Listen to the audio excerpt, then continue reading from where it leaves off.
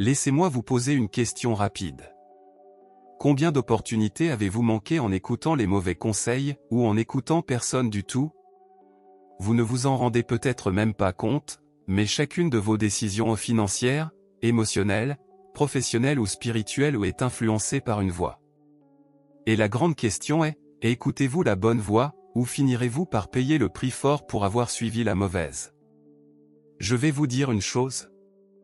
Salomon, l'homme le plus sage et le plus riche de l'histoire, n'est pas arrivé là par hasard. Il n'était pas né prêt. Il a aussi connu des doutes, des pressions et des moments d'insécurité, mais il a fait quelque chose que beaucoup de gens ignorent aujourd'hui, il a appris à écouter les bons conseils. Et cela a fait toute la différence entre la prospérité et l'échec. Imaginez maintenant que vous continuiez à ignorer les signes. Continuez à n'écouter que ceux qui vous disent ce que vous voulez entendre. Continuez à vous entourer d'opinions creuses, de personnes qui ne tiennent pas leurs promesses. La vérité est dure, mais bien réelle, ceux qui écoutent les mauvais conseils prennent le mauvais chemin. Et parfois, il n'y a pas de retour en arrière. Mais ne vous inquiétez pas, car dans cette vidéo, je vais vous dévoiler les 5 secrets de Salomon, qui peuvent transformer vos prises de décision et vous ouvrir la voie vers une prospérité judicieuse. Alors, abonnez-vous à la chaîne dès maintenant, car le contenu que vous découvrirez aujourd'hui peut vous éviter des années d'erreurs, et vous mettre sur la bonne voie en cette période de votre vie. Laissez-moi vous raconter une scène qui m'a toujours marqué.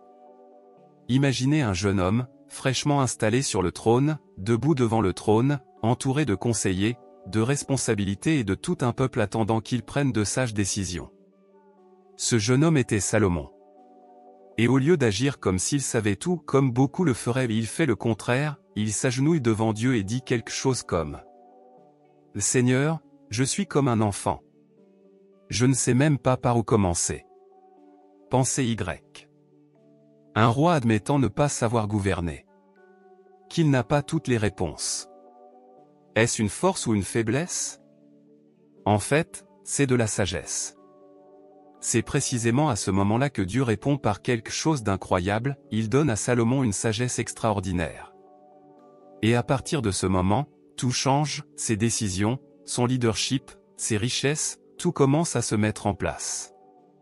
Maintenant, ramenons cela à la réalité, combien de fois nous écroulons-nous simplement parce que nous refusons d'admettre notre ignorance? Combien de fois oublions-nous d'écouter de précieux conseils simplement parce que notre ego est trop bruyant? Salomon nous enseigne que la première étape pour devenir riche à tous égards est de savoir qu'il nous reste encore beaucoup à apprendre. Et lorsqu'on y prend garde, Dieu place la sagesse juste entre nos mains, et cela vaut plus que de l'or. Écoutez, laissez-moi vous raconter une histoire qui arrive plus souvent qu'elle ne devrait. Il y a des années, un de mes amis voulait créer une entreprise. Il était enthousiaste, plein d'idées, mais aussi plein de doutes. Il a donc commencé à se renseigner, à demander conseil. Jusque-là, tout allait bien. Mais savez-vous qui il écoutait le plus? Des gens qui n'avaient jamais dirigé d'entreprise de leur vie. Des gens qui parlaient plus par peur que par expérience. Et pire encore, l'un d'eux a même dit que l'entrepreneuriat au Brésil est réservé aux fous, et il l'a cru. Résultat? Il a abandonné l'idée. Savez-vous ce qui s'est passé des années plus tard? Quelqu'un d'autre a créé exactement le même type d'entreprise que lui, et a prospéré. Cela l'a profondément marqué. Et puis je me souviens de Salomon. Un roi aux prises avec des décisions complexes, gérant le commerce international, des constructions monumentales, des questions juridiques. Il aurait pu se replier sur lui-même et tout décider lui-même. Mais non, il a insisté pour écouter. Or, voici le secret, Salomon savait discerner qui il écoutait. Il nous donne lui-même cette clé dans Proverbe 15h22. Là où il n'y a pas de conseils, les projets échouent, mais avec de nombreux conseillers, le succès est au rendez-vous. Mais soyons honnêtes, tous les conseils ne sont pas vraiment bons. Et tous les conseillers ne sont pas préparés. Salomon parle de conseillers sages, expérimentés et visionnaires. Des personnes qui craignent Dieu, sont responsables et ont déjà remporté quelques batailles dans la vie. Il ne parle pas de personnes qui donnent constamment leur avis sur tout, mais qui n'arrive à rien. Combien de fois écoutons-nous quelqu'un simplement parce qu'il est proche, alors qu'il n'a aucune autorité en la matière? Il peut s'agir d'un parent bien intentionné, d'un ami cher, mais y a-t-il une véritable sagesse? Salomon enseigne que pour devenir riche, que ce soit financièrement, émotionnellement ou spirituellement, il faut s'entourer de personnes bienveillantes. Écoutez ceux qui ont de l'expérience. Ceux qui ont déjà traversé la même épreuve que vous et qui en ressortent plus forts. Et vous savez quoi? Parfois, écouter les bons conseils demande de l'humilité. Car souvent, les bons conseils vont à l'encontre de ce que vous vouliez entendre. Mais c'est précisément là que la croissance se produit. Voici donc un défi pratique. Observez ceux qui vous entourent aujourd'hui. Les voix que vous avez écoutées. Les opinions que vous avez laissées s'exprimer. Maintenant, demandez-vous, ces personnes ont-elles la vie que je souhaite construire? Si ce n'est pas le cas, il est peut-être temps d'adapter votre cercle de conseillers. Vous n'avez pas besoin de beaucoup de voix, vous avez besoin des bonnes. Avez-vous déjà entendu un conseil qui semblait parfait, voire sensé, mais que vous n'avez tout simplement pas mis en pratique? Eh bien oui. Cela arrive plus souvent qu'on ne l'admet. Et laissez-moi vous dire, c'est là que beaucoup de gens se perdent. En vérité, un bon conseil ne vaut rien si vous n'avez pas le courage de l'appliquer. Il pourrait venir de la personne la plus sage du monde, si vous n'agissez pas, rien ne change. Réfléchissez Salomon n'a pas seulement reçu les conseils et la sagesse de Dieu, il les a utilisés. Il les a mis en pratique. Il n'a pas collecté de belles idées ni de phrases accrocheuses. Il a agi. Un exemple? La célèbre histoire des deux femmes qui se disputaient la maternité. Salomon les a écoutées attentivement, a réfléchi, puis a pris une décision si judicieuse qu'elle est restée dans les mémoires comme l'une des plus grandes démonstrations de discernement de l'histoire. Imaginez maintenant s'il avait hésité, craint de se tromper, paralysé par la complexité de la situation. Sa réputation de roi juste aurait probablement été ébranlée au début de son règne. Mais non. Il a fait confiance à la sagesse reçue, et a agi. Beaucoup de gens cherchent des conseils justes pour apaiser leur conscience, comme si écouter suffisait. Du genre, oh, j'ai déjà parlé à quelqu'un, j'ai déjà demandé un avis. Mais cela ne change rien si cela ne se traduit pas en actes. Avez-vous déjà entendu l'expression « le savoir, c'est le pouvoir » ? Oui, mais je ne suis pas tout à fait d'accord. Le savoir appliqué, c'est le pouvoir. Ce qui n'est pas utilisé est perdu. Il entre par une oreille, sort par l'autre, et la vie continue de la même manière. Et lorsqu'il s'agit de s'enrichir financièrement, personnellement, spirituellement, appliquer les bons conseils fait toute la différence. Car la véritable croissance réside dans l'exécution, et non dans l'intention. Alors voici un sujet de réflexion aujourd'hui. Quelle bonne chose avez-vous entendu, mais n'avez-vous pas encore eu le courage de mettre en pratique? Peut-être s'agit-il d'un changement d'habitude, d'une décision financière, d'un ajustement comportemental, de excuses, un acte de foi. Si vous avez déjà reçu les bons conseils, qu'est-ce qui vous retient? La différence entre une personne prospère et une personne qui stagne réside souvent dans ce simple mot, l'action. Laissez-moi vous dire quelque chose qui vous fera gagner du temps, de l'argent et même de la souffrance. Vous n'avez pas besoin de faire d'erreurs pour apprendre. Cela paraît simple, non? Mais beaucoup de gens croient encore que la vie ne leur apprend que par les épreuves. Et voyez, c'est parfois le cas. Mais Salomon nous montre une voie plus intelligente, observer, réfléchir et apprendre des erreurs des autres. Imaginez la scène, Salomon, roi d'Israël, recevant des diplomates, des marchands et des dirigeants de diverses nations. Il observait tout, comment ils gouvernaient, où ils prospéraient, où ils échouaient. Et il en absorbait les enseignements. Fort de cela, il prenait de meilleures décisions pour son peuple. Il l'a clairement exprimé dans les Proverbes. L'homme prudent voit le mal et se cache, mais les simples passent outre et en subissent les conséquences. Il Proverbe 22h3. En d'autres termes, un homme sage reconnaît son erreur avant de retomber dans le même piège. Le naïf, en revanche, répète l'erreur comme si elle était nouvelle, et en paie le prix fort.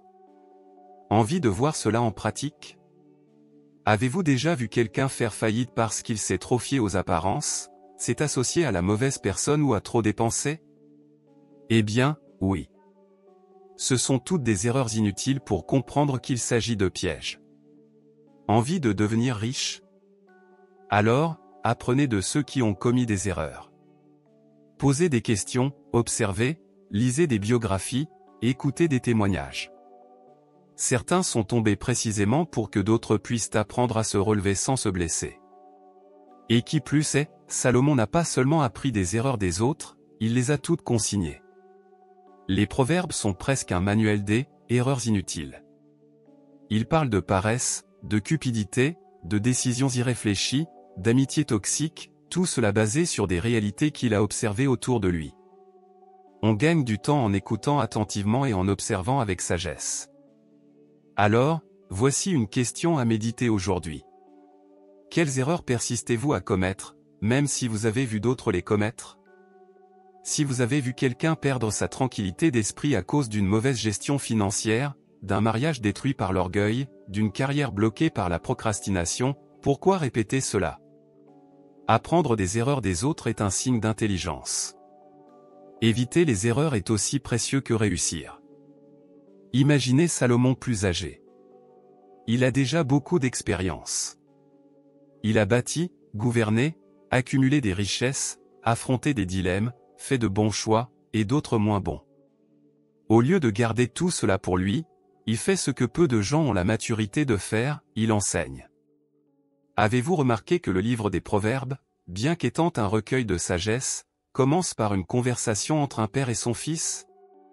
Mon fils, écoute l'instruction de ton père, et ne rejette pas l'enseignement de ta mère. Le Proverbe 1h08. Salomon avait compris un principe puissant, la sagesse n'était pas faite pour être simplement amassée, elle était faite pour être transmise. Réfléchissez à quoi bon s'enrichir en connaissances, en expérience, et même financièrement, si tout cela disparaît avec vous? À quoi bon accomplir tant de choses si la génération suivante devra tout recommencer à zéro parce que vous n'avez pas partagé ce que vous avez appris? Il savait que le véritable héritage ne réside pas seulement dans ce que l'on laisse aux autres, mais aussi dans ce que l'on leur laisse en eux. Et cette mentalité s'applique à tout. Si vous avez appris à bien gérer vos finances, enseignez-le à quelqu'un. Si vous avez découvert comment surmonter un traumatisme, montrez la voie. Si vous avez découvert comment grandir sans vous corrompre, partagez-le. Salomon ne voulait pas que ses enfants, ni le peuple, répètent les mêmes erreurs qu'il a vues ou commises. Il voulait qu'ils partent d'un point plus élevé. Qu'ils progressent plus vite. Qu'ils prospèrent plus sûrement. Et voyez comme c'est beau, la sagesse enseignée par Salomon résonne encore aujourd'hui, des milliers d'années plus tard. Des générations continuent d'être impactées par ce qu'il avait l'intention d'enseigner. Maintenant, la question demeure. Que faites-vous de tout ce que vous avez appris jusqu'à présent? Le transmettez-vous? Quelqu'un bénéficie-t-il de votre processus de croissance? Peut-être recherchez-vous aujourd'hui la prospérité, et c'est une bonne chose. Mais n'oubliez pas, la plus grande richesse que vous puissiez laisser derrière vous est la sagesse vivante chez les autres. Parce que tout ce qui est bien enseigné et bien vécu se multiplie. Et cela se multiplie à jamais. Vous voyez bien que Salomon n'était pas sage pour rien, n'est-ce pas? Il savait écouter, filtrer, appliquer, et surtout, il savait partager. La véritable prospérité ne vient pas seulement de l'effort, mais aussi de savoir qui écouter, comment agir et avec qui cheminer. À vous de jouer. Lequel de ces 5 principes avez-vous le plus besoin d'appliquer aujourd'hui? Laissez-les dans les commentaires, je veux savoir lequel vous a le plus touché. Et si ce contenu vous a interpellé, aimez cette vidéo, car elle permet vraiment de toucher davantage de personnes qui ont également besoin de ces conseils. Abonnez-vous à la chaîne pour ne pas manquer les prochaines vidéos, il y a plein de bonnes choses à venir. Et bien sûr, activez la cloche pour être averti de la sortie de nouveaux contenus. À bientôt pour la prochaine vidéo. Que Dieu vous bénisse, continuez à rechercher la sagesse.